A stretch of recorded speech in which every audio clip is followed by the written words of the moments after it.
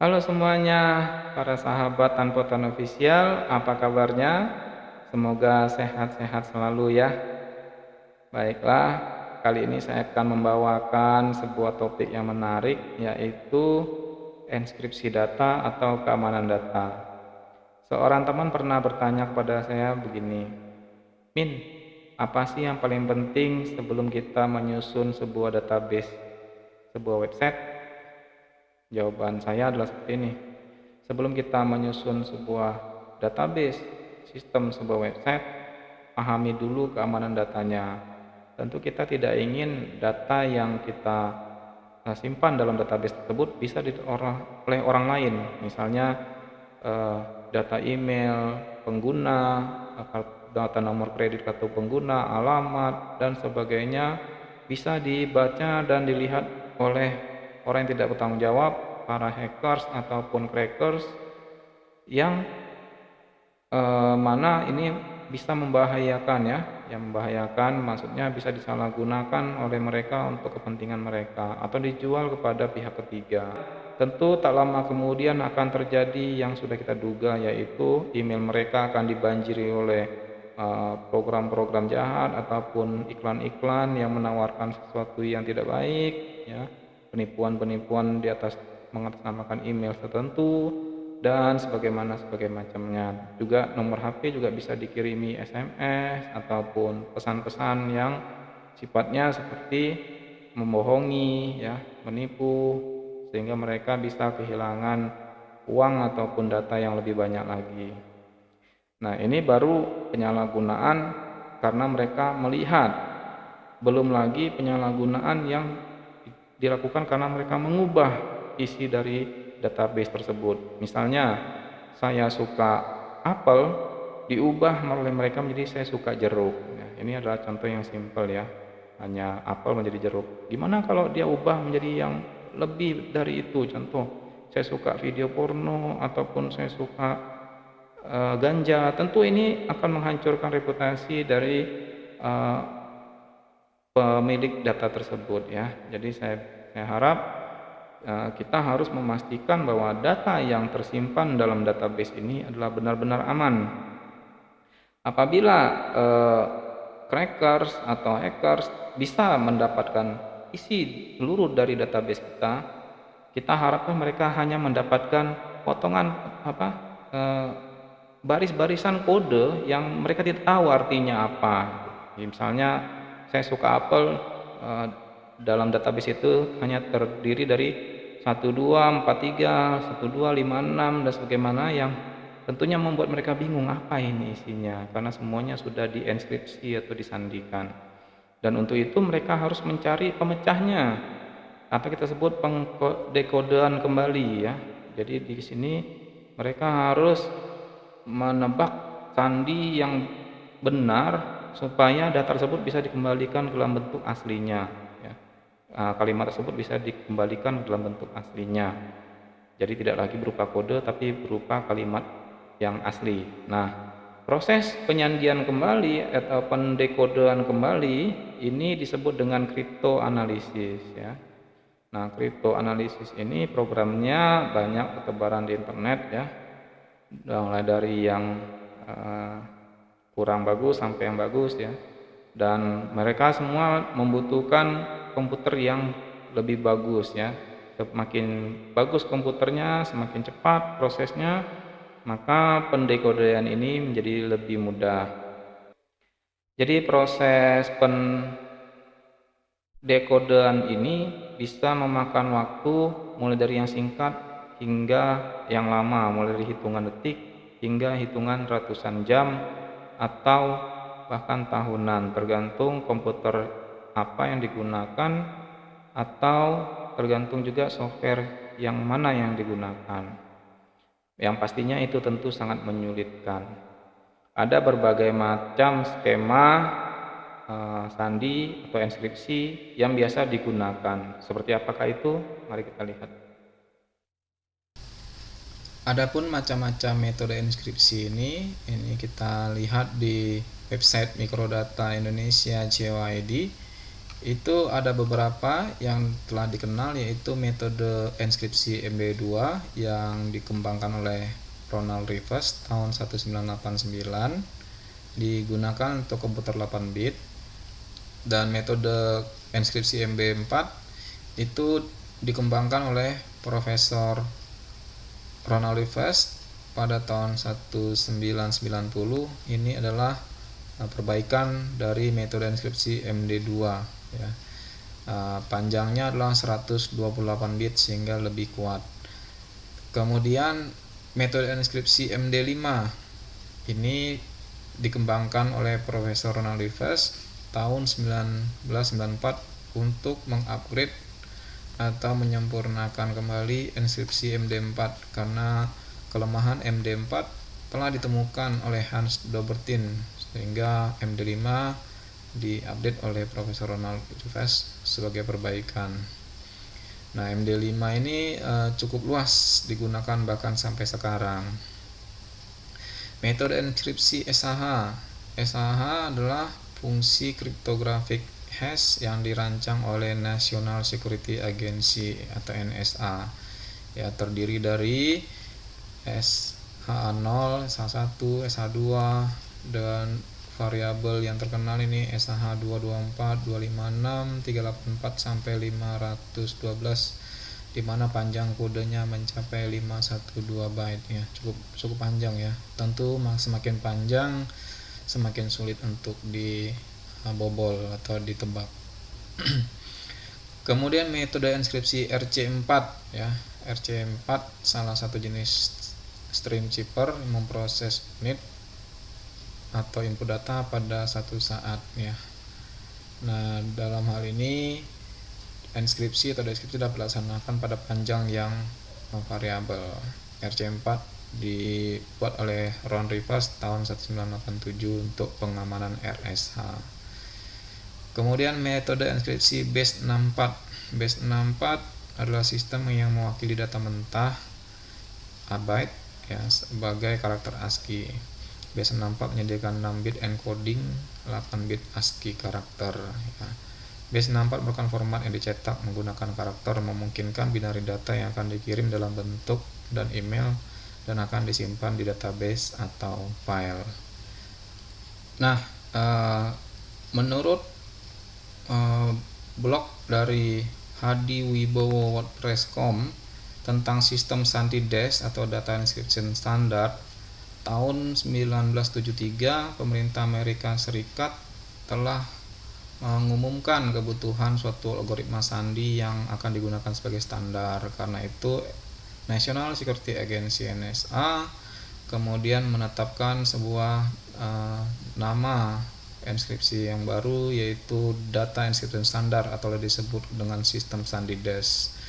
Sistem kerjanya adalah sebagai berikut ya. Sistem angka binari dari 0011 segala macam itu dibentuk dalam kelompok-kelompok 4 bit atau bilangan berbasis 16 dengan heksadesimalnya berarti dari 0 sampai F.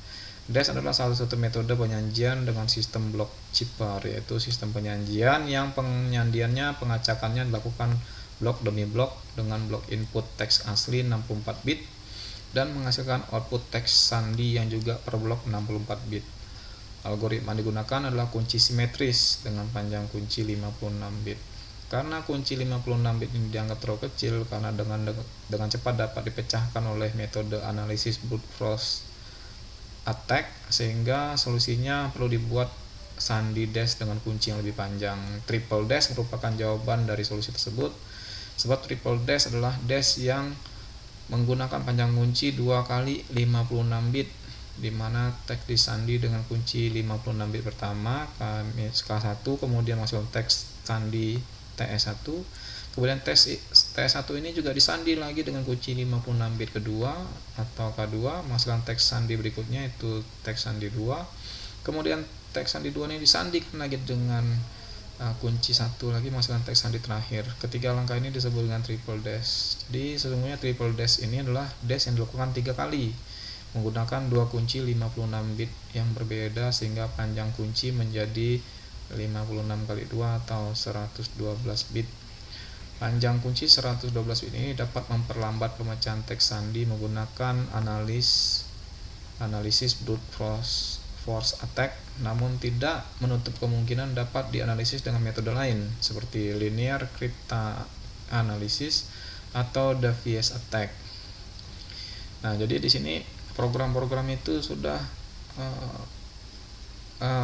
menyediakan semua sarana-sarana untuk memecahkan sandi ya.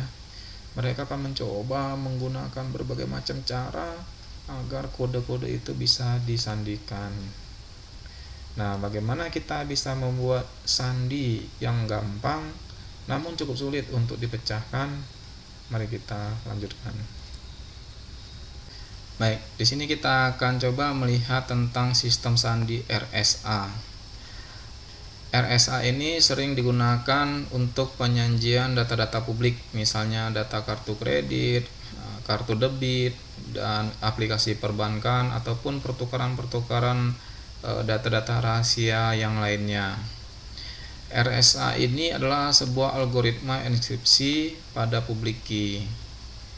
Kita lihat sejarahnya. Algoritma RSA ini dijabarkan pada tahun 1977 oleh 3 orang, yaitu Ron Rivers, Adi Shamir, dan Len Adelman dari Massachusetts Institute of Technology atau MIT. Singkatan RSA itu sendiri adalah nama mereka, yaitu R. Rivers, S. Shamir, dan A. Adelman. Nah, di sini cara pembuatan kuncinya yaitu pilih 2 bilangan prima ya. Jadi di sini RSA membutuhkan bilangan prima karena bilangan prima ini mempunyai keunikan ya. Pilih 2 bilangan prima P dan Q di mana P tidak sama dengan Q secara acak ya. Secara acak sehingga bisa kita gunakan perhitungan N sama dengan P kali Q. Nilai N adalah hasil perkalian dari P dikali dengan Q. Lalu hitunglah perkalian antara P dikurang 1 dengan Q kurang 1.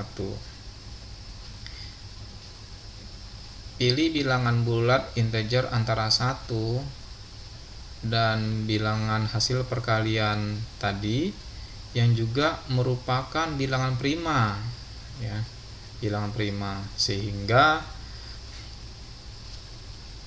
ditemukan sebuah bilangan yang mana bilangan tersebut prima dengan hasil dari perkalian P kurang 1 dan Q kurang 1 tadi. Bagaimana contoh penggunaan dari RSA ini? Mari kita lihat. Baik, di sini saya sudah menyiapkan potongan program PHP yang akan menjelaskan prinsip kerja sandi RSA. Kita pilih sebuah teks yaitu angka 88. Ini hanya contoh teks yang kita pilih sembarang. Kita boleh angka 85, 100 atau berapa saja, 2, 3, sembarang saja yang kita mau ya. Ini hanya angka saja yang akan kita sandikan. Kemudian kita pilih sembarang bilangan prima, kita beri nama saja K1.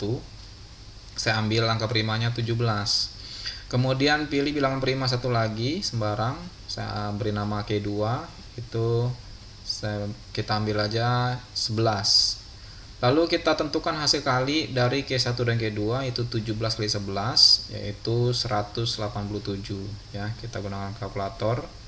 Itu 17 dikali 11 itu sama dengan 187 ya.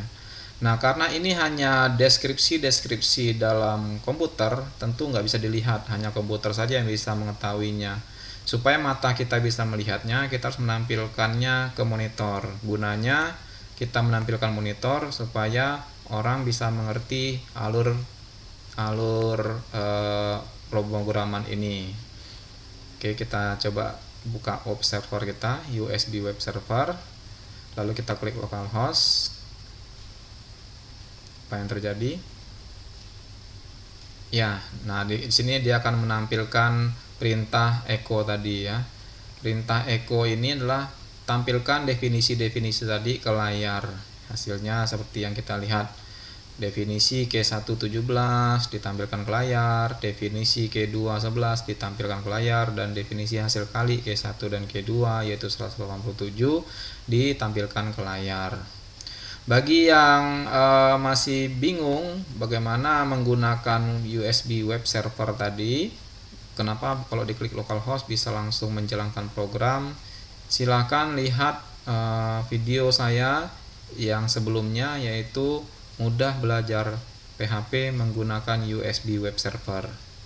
Baik, kita kembali ke coding kita yang sebelumnya.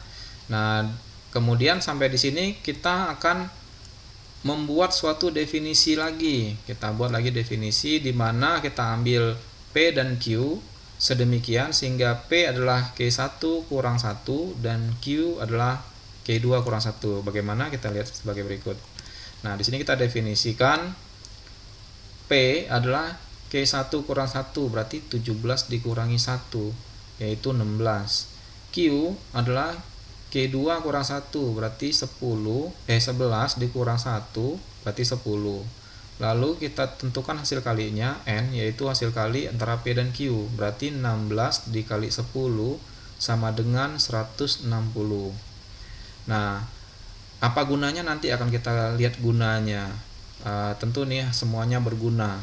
Sebelum kita masuk ke tahap berikutnya, kita tampilkan dulu, karena definisi-definisi ini hanya dimengerti oleh komputer dan tidak terlihat oleh mata kita. Supaya terlihat, kita tampilkan dulu ke layar. Echo, kita gunakan perintah echo untuk menampilkan. Tampilkan P, K1 kurang 1, tampilkan P. Ya, tampilkan. Kita lihat bagaimana hasilnya. Kita refresh di sini di browser kita. Ya, sudah ditampilkan oleh komputer. Ditampilkan P sebagai K1 kurang 1 16, Q K2 kurang 1 yaitu 11 kurang 1 sebagai 10, dan hasil kalinya P dan Q 16 kali 10 adalah 160. Kita kembali ke coding kita yang tadi. Nah, di sini kita masuk kepada memilih bilangan prima sembarang, ya. Di sini kita memilih bilangan prima sembarang yang hasil kalinya bila dibagi dengan 160 tadi akan bersisa 1. Nah, kita boleh mengali 5 kali 11, 5 kali 7, ataupun perkalian bilangan prima yang mana saja yang kita inginkan. Yang mana bila dibagi dengan 160 sisanya 1. Dan di sini saya memilih 7 kali 23 atau 23 kali 7. Ya, mana aja dibalik-balik boleh. Yang penting 7 kali 23 saya temukan itu adalah 161. 161 bila dibagi dengan 160 tadi akan bersisa 1, ya. Jadi kita bilang 161 mod 160 sama dengan 1. Karena bersisa 1, berarti perkalian bilangan prima ini relatif prima terhadap hasil kali P dan Q tadi. Maka karena cocok, kita bisa menggunakan angka 7 dan 23 ini sebagai kunci publik A atau kunci privat A.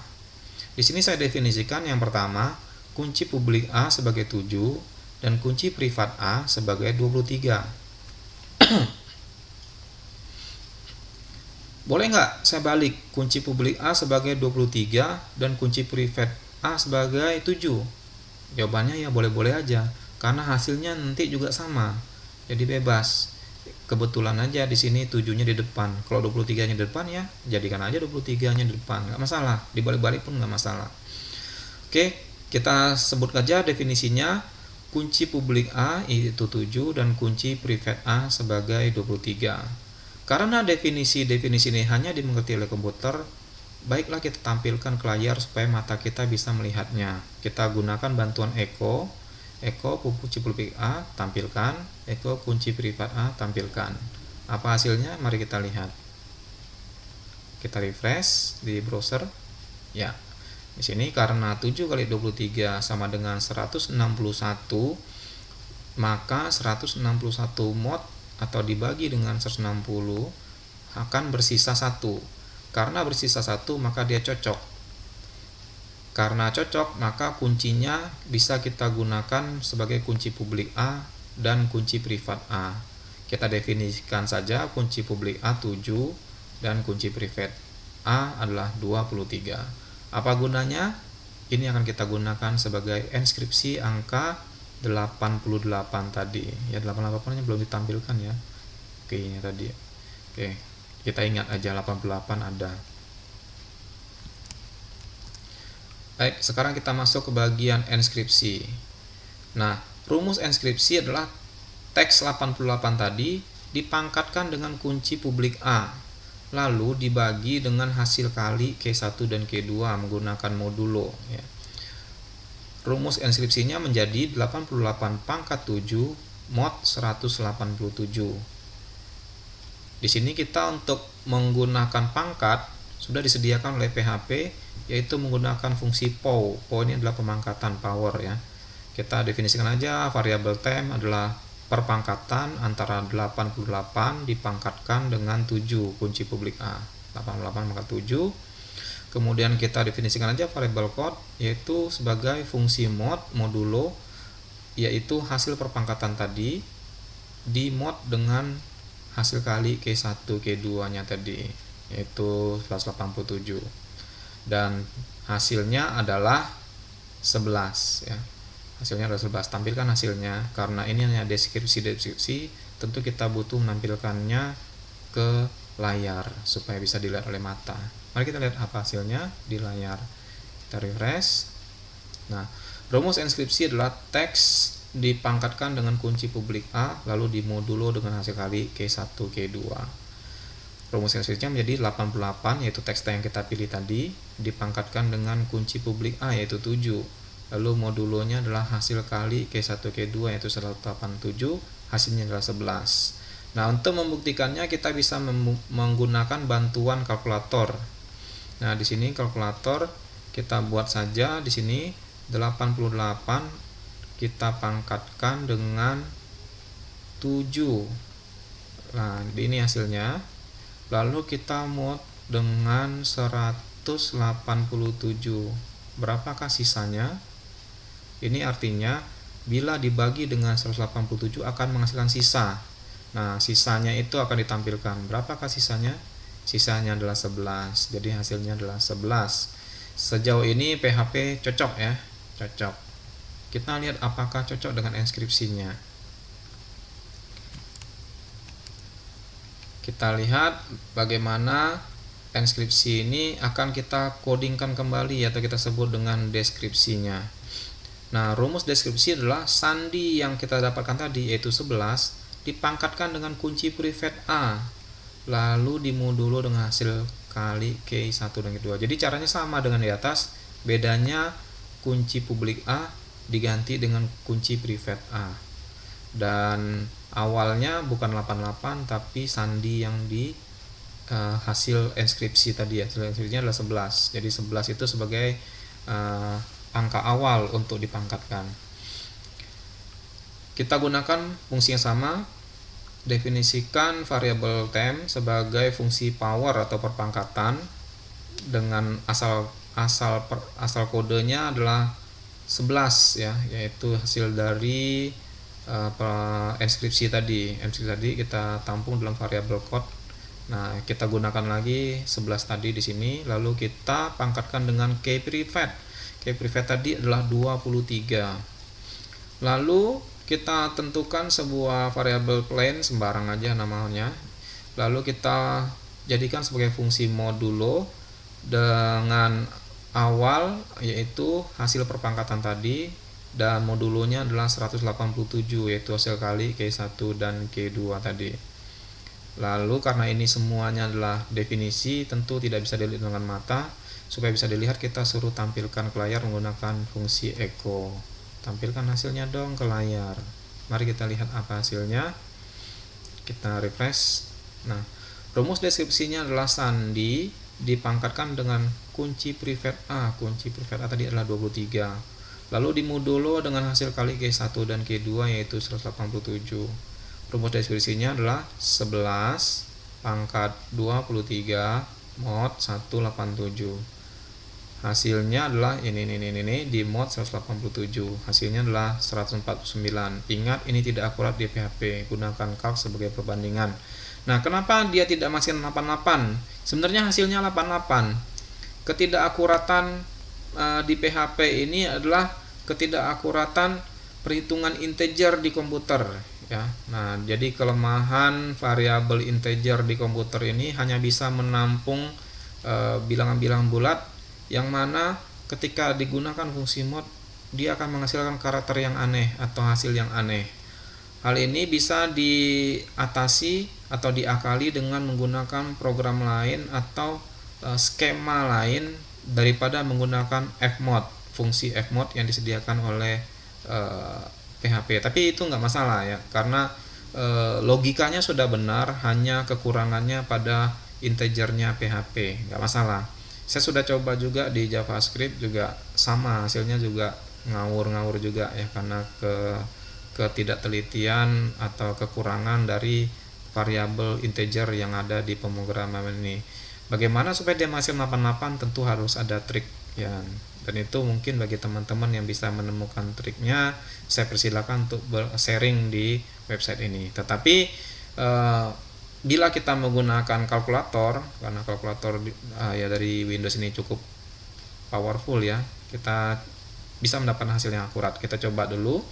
11 dipangkatkan dengan 23, lalu kita mod dengan 187, hasilnya kembali ke angka 88. Nah, ini adalah skema RSA yang tadi kita bahas, yaitu reverse Samir dan Edelman, yaitu 3 orang pencipta dari algoritma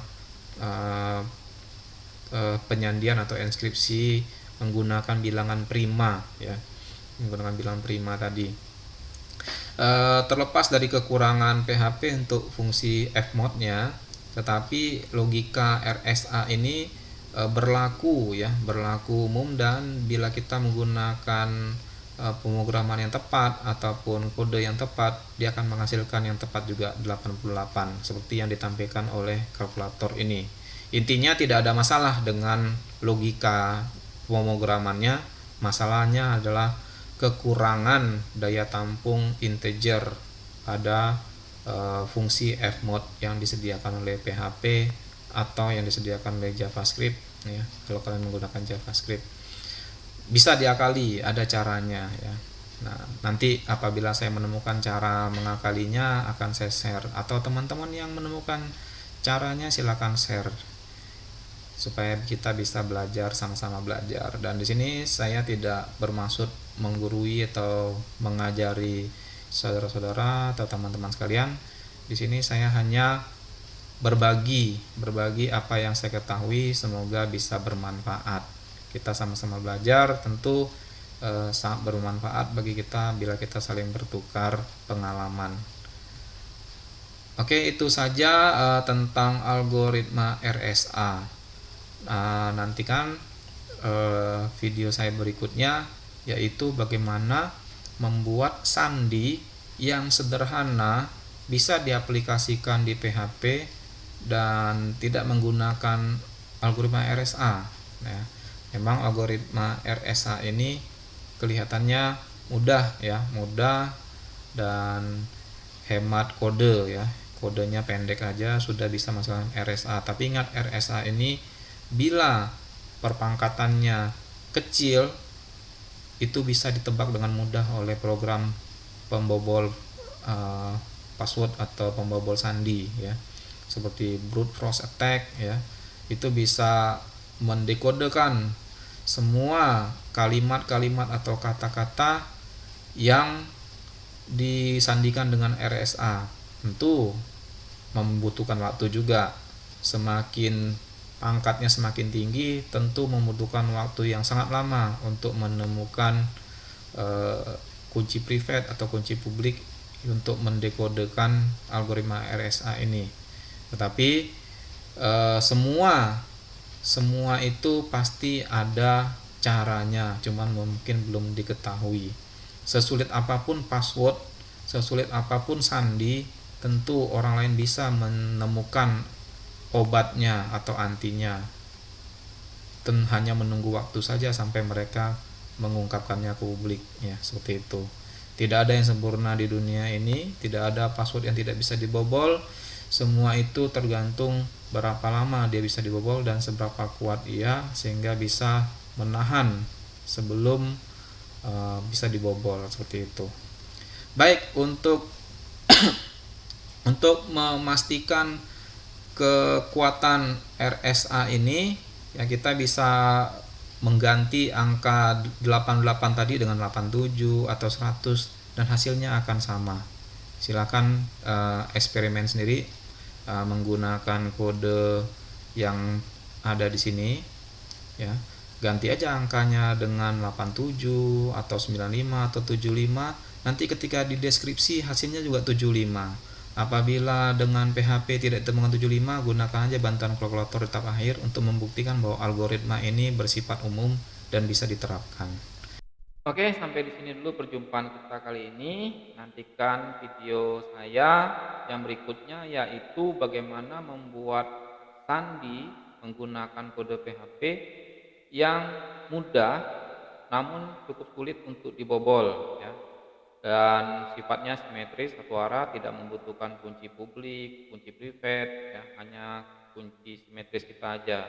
Intinya kunci simetris ini cukup cukup untuk keperluan internal kita saja. Misalnya kita sebagai admin database dan kita mau menginskripsikan seluruh isi database itu dengan sandi kita saja. Jadi kita gunakan aja kunci simetris, nggak usah kunci yang susah-susah. Intinya kunci itu mudah dibuat namun sulit dibobol. Nah, bagaimana itu? Tunggu tayangan video saya yang berikutnya. Sampai jumpa. Terima kasih telah menonton. Jangan lupa dukung terus channel ini dengan like, subscribe, dan tekan lonceng dan bagikan kepada teman-teman agar mereka semua mendapatkan manfaatnya. Sampai bertemu kembali. Bye.